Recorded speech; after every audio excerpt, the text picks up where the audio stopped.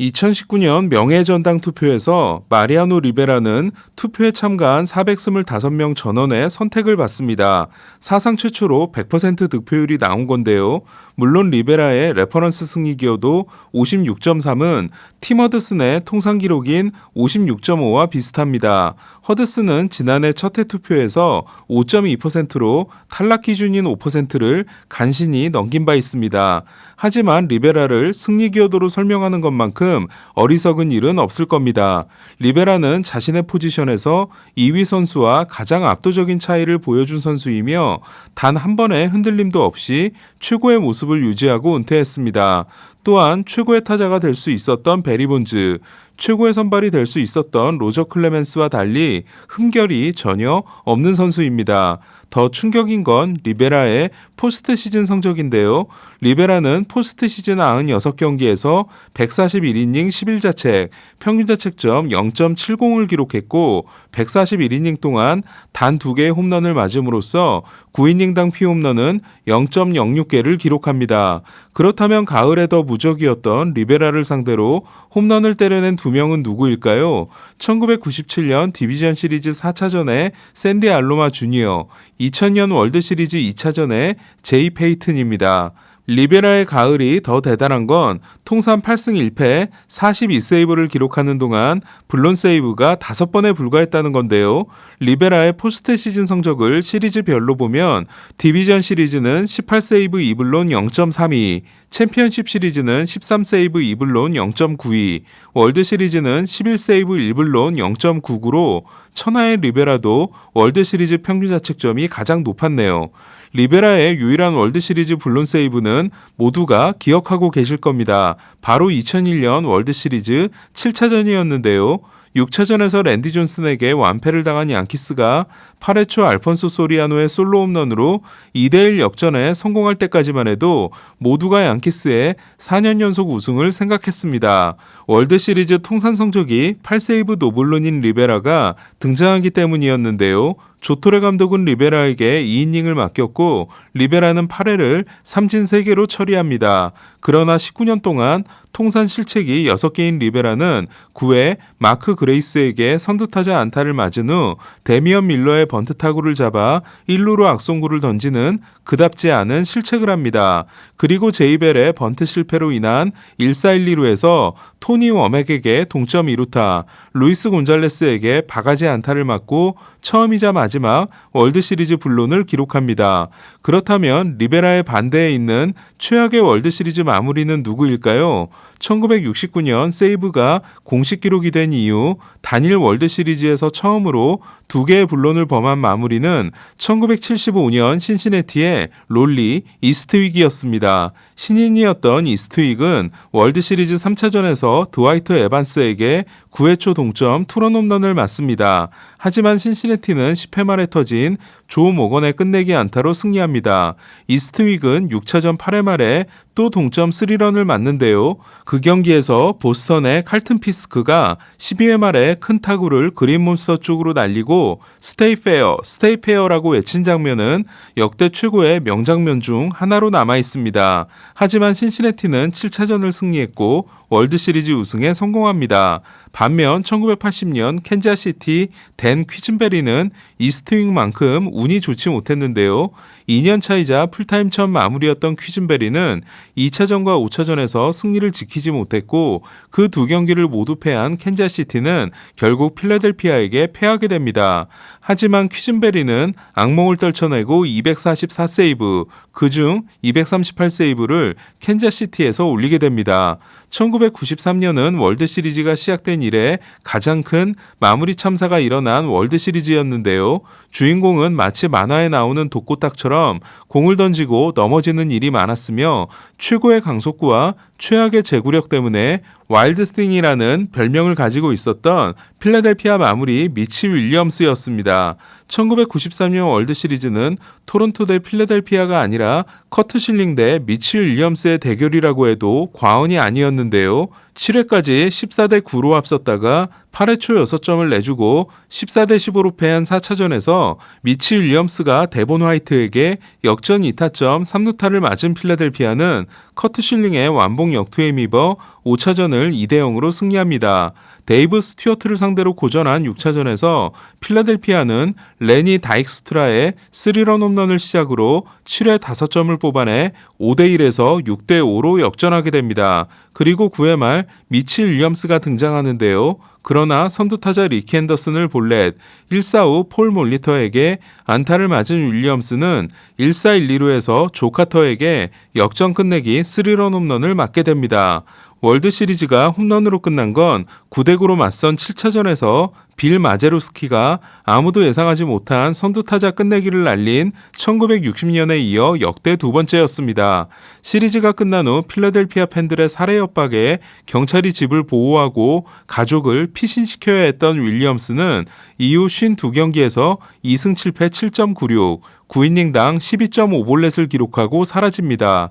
그리고 필라델피아 근교에 볼링장을 차리는데요. 1996년 미치 윌리엄스는 베테랑스 스타디움 특설 무대에서 조 카터와 볼링 대결을 해 승리합니다. 그리고 와일드스팅 사우스포 살사라는 살사 소스 회사를 차리게 됩니다. 하지만 1993년 미치 윌리엄스도 다음에 등장할 선수와 비교하면 애교였는데요. 바로 2001년 월드시리즈의 김병현이었습니다. 김병현의 위험은 두 번의 블론 세이브를 2경기 연속 범했다는 건데요. 월드시리즈에서 2경기 연속 블론 세이브는 역대 최초였습니다. 저는 아직도 2001년 김병현의 2연속 블론이 머릿속에 잘 들어오지 않고 있는데요. 4차전에서 아웃카운트 하나를 남기고 티노 마르티네스에게 9회 말 동점 투런을 맞은 김병현은 10회 말 지터에게 끝내기 홈런을 맞았고 지터가 끝내기 홈런을 날린 순간 시간이 현지 시간으로 자정을 넘긴 11월 1일이었기 때문에 지터는 미스터 11월이 됩니다. 지터가 날린 홈런은 양키 스타디움 우측 펜스가 짧았기 때문에 넘어갈 수 있었습니다. 이날 61구를 던진 김병현을 바프렌니 감독은 다음날 또 기용합니다. 그리고 김병현은 2회 말 2사 2루에서 스카프로셔스에게 동점 투런 홈런을 맞아 2경기 연속으로 동점 홈런에 의한 블론 세이브를 범하게 됩니다.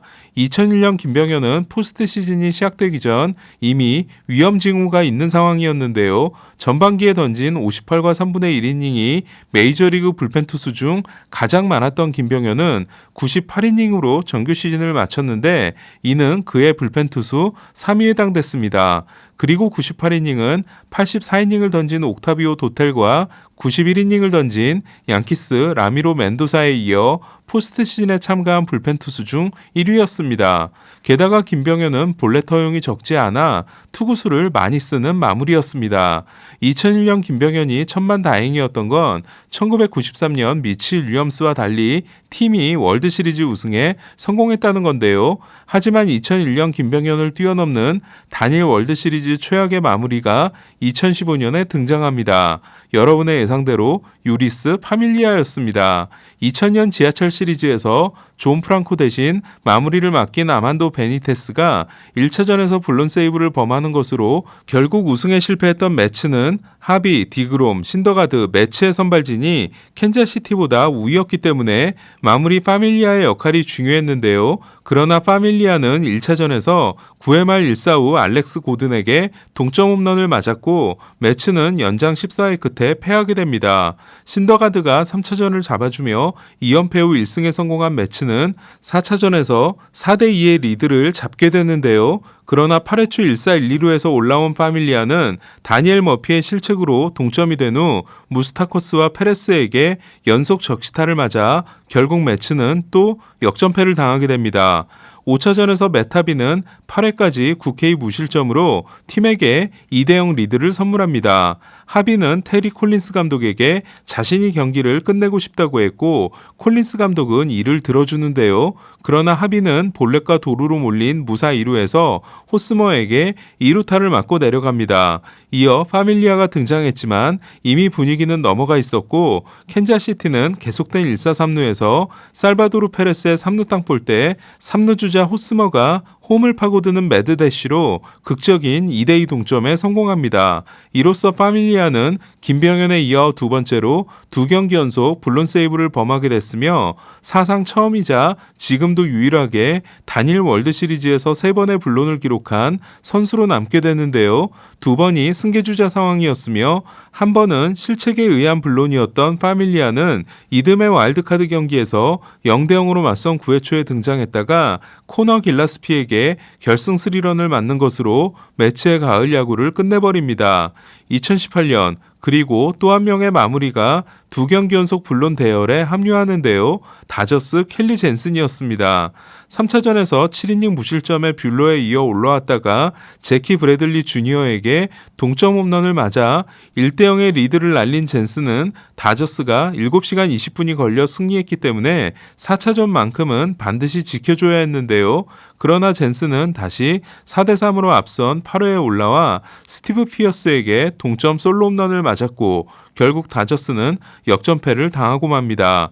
2017년 월드시리즈 역시 젠슨이 2차전 9회 초에 마인 곤잘레스에게 동점 홈런을 맞지 않았다면 다저스는 휴스턴이 쓰레기통을 쓰기 전에 2연승을 할 수 있었는데요. 젠슨은 2020년 4차전에서도 브렛 필립스에게 끝내기 안타를 맞음으로써 월드시리즈에서 통산 4번의 블론을 범한 역대 최초의 마무리 투수가 됩니다. 젠슨은 챔피언십 시리즈까지 포스트 시즌 성적이 17세이브 노블론 1.47인 반면 월드시리즈 성적은 2세이브 4블론 4.40입니다. 지금까지의 이야기를 정리하면 다음과 같습니다. 젠슨은 유일한 월드시리즈 4블론 마무리다. 파밀리아는 유일하게 한 해 3블론을 했다. 두 경기 연속 블론을 범한 마무리는 김병현, 파밀리아, 젠슨 3명이며 김병현과 젠슨은 두 경기 연속 동점 홈런을 맞았다. 그 중에서도 김병현은 유일하게 두 경기 연속 9회 블론을 했다. 그리고 셋 중 김병현만이 월드시리즈 패배의 오명을 쓰지 않았다. 2020년 블론 세이브 2개와 함께 4와 3분의 1이닝 7피안타 4실점에 그친 닉 앤더슨. 올해 4경기에서 2세이브 4이닝 무실점을 한 애틀란타 윌 스미스처럼 월드시리즈에서는 마무리가 더 중요할 수밖에 없는데요. 과연 내년 월드시리즈의 마지막 아웃카운트는 누가 잡아내게 될까요? 그나저나 직장 폐쇄는 언제쯤 끝나게 될까요? 이상 베이스볼 큐브 최세결, 김영준이었습니다.